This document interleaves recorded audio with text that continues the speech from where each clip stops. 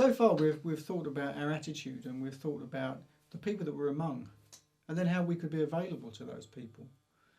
In this final session we're going to think about action, doing something, and I guess this is where it gets a bit scary, really, isn't it? Because it's okay to think about these things and talk about these things and maybe even pray about these things, but when you have to do something, that's when it can get really scary. But don't be scared. Let me try to help you to see something that I think is really important that we often miss.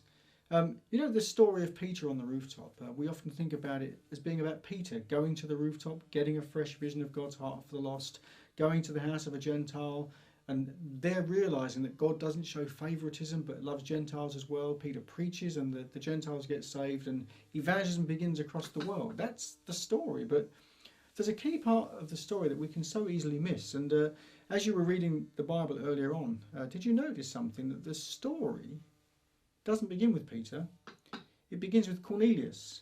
God spoke to Cornelius before he spoke to Peter. God was working in the life of Cornelius before Peter had the vision on the rooftop.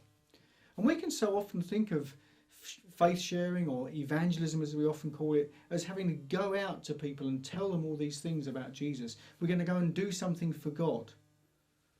But what about if we think about it this way? What if we think about it not as doing something for God, but doing something with God? What about if we share with those people that we're among, and we anticipate that as we share that we will see God working in their lives, because God the Holy Spirit is already doing something in them even before we open our mouths?